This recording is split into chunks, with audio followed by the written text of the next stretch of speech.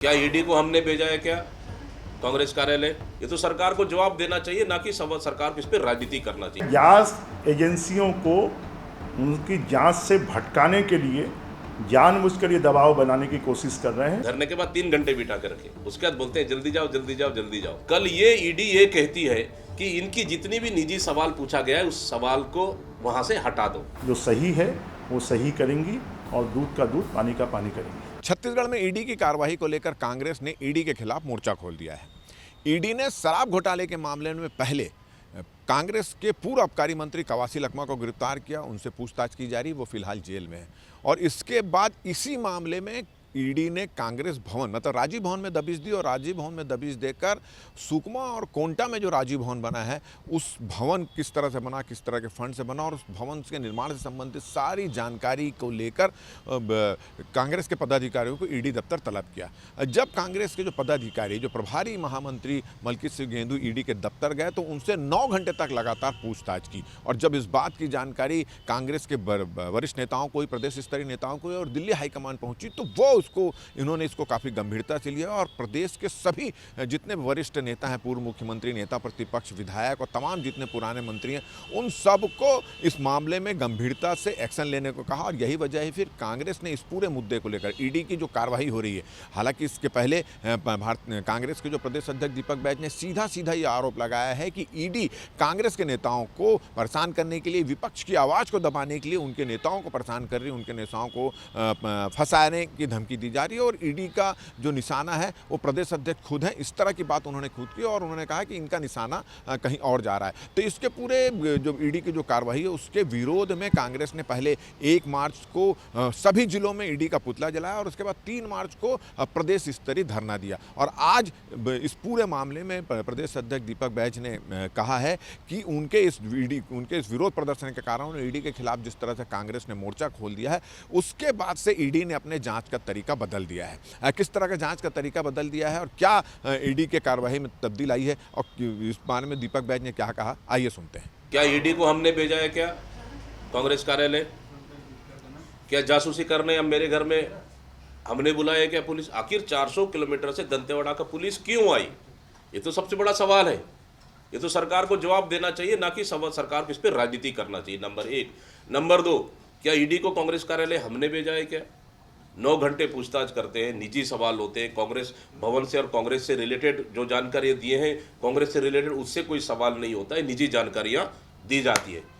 और मजे की बात बताऊं, कल धरने के बाद ईडी कहती है 3 घंटे कल बिठा के रखे, धरने के बाद 3 घंटे बिठा के रखे, उसके बाद बोलते हैं जल्दी जाओ जल्दी जाओ जल्दी जाओ।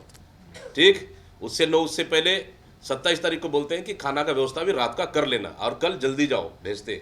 ठीक, उसके बाद कल ये ईडी ये कहती है कि इनकी जितनी भी निजी सवाल पूछा गया है उस सवाल को वहां से हटा दो।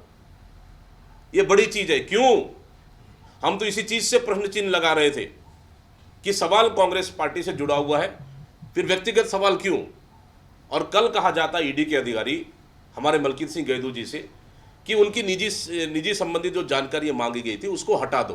क्यों? हम तो ये चीज तो हम शुरू बोल रहे थे ना कि कहीं ना कहीं ये कांग्रेस को, नेताओं को डराना चाहती है कि जो भारतीय जनता पार्टी के खिलाफ में जो सीधा लड़ाई लड़ रहे उनको डराना चाहती ईडी और आईटी के नाम से, जासूसी के नाम से, ताकि सरकार के खिलाफ कोई मुखरता से ना बोल सके। क्या ईडी और आईटी से हम लोग डरेंगे और सरकार के खिलाफ हम लोग लड़ना छोड़ देंगे? ये तो संभव नहीं है। तो आपने सुना कि दीपक बैज क्या कह रहे हैं और क्या उनका कहना है। उन्होंने सीधा सीधा ये कहा कि जब कांग्रेस ने ईडी की इस कार्रवाई को लेकर सवाल उठाया, विरोध प्रदर्शन किया, तो ईडी ने अपने जांच का तरीका बदल दिया है। जो ईडी 9 घंटे तक पूछताछ कर रही थी वो उनके प्रभारी जब दूसरे बार गए तो उनको 2-3 घंटे में ही छोड़ दिया गया। और इसके अलावा जाँच के दौरान ये भी कहा गया है कि जो व्यक्तिगत सवाल पहली बार जब पूछताछ के लिए बुलाए थे ईडी ने तो केंदू से जो व्यक्तिगत सवाल किए गए थे उन व्यक्तिगत सवालों को इस पूरी जांच से हटा दिया जाए। तो दीपक बैज का कहना है कि अब ईडी ने जांच का तरीका बदला, मगर साथ साथ उन्होंने एक बात की आशंका जताई है कि ईडी के निशाने पर कांग्रेस के वरिष्ठ नेता, वो खुद और कांग्रेस के वरिष्ठ नेता हैं, और अगला शिकार ईडी का कौन होगा ये देखने वाली बात होगी। इस पर भारतीय जनता पार्टी के वरिष्ठ सांसद बृजमोहन अग्रवाल ने कहा कि कांग्रेस दबाव बनाकर ईडी की जांच को प्रभावित करना चाहती है, मगर ईडी इससे प्रभावित नहीं होगी। इसकी जांच होगी और जांच में जो सच होगा वो सामने में आ जाएगा और दूध का दूध पानी का पानी आ जाएगा। तो आइए सुनते हैं बृजमोहन अग्रवाल जो है इस पूरे मामले में क्या प्रतिक्रिया व्यक्त कर रहे हैं। ऐसा है, जांच एजेंसियों को उनकी जांच से भटकाने के लिए जानबूझकर ये दबाव बनाने की कोशिश कर रहे हैं, परंतु मुझे लगता है कि जितनी भी जांच एजेंसियां वो किसी दबाव में आने वाली नहीं है। जो सही है वो सही करेंगी और दूध का दूध पानी का पानी करेंगी। अब देखना यह होगा कि कांग्रेस के इस दबाव के बाद क्या वाकई ईडी ने अपने जांच का तरीका बदल चुका है, क्या ईडी का अगला शिकार कौन होगा। जिस तरह से कांग्रेस आशंका जता रही कि उनका निशाना कोई और हो सकता है, उनका निशाना छत्तीसगढ़ में कांग्रेस को पार्टी बनाना है, उनका निशाना प्रदेश अध्यक्ष को निशाना बनाना है ताकि विपक्ष की आवाज़ को दबाया जाए, प्रदेश अध्यक्ष की आवाज़ को दबाया जाए, ऐसा उनका आरोप है। तो अब इस मामले में ईडी आगे क्या करेगी ये तो आने वाला वक्त ही बताएगा, मगर एक बात सत्य है कि ईडी की इस पूरी कार्रवाई को लेकर प्रदेश की सियासत गर्म है। हमारा ये वीडियो, हमारी ये बातचीत अगर आपको अच्छी लगी तो ज़्यादा से ज़्यादा इसको शेयर करें, सब्सक्राइब करें, अपने सुझाव हमको देना ना भूलें और मुझे और मेरे कैमरामैन धर्म को दे इजाज़त। नमस्कार।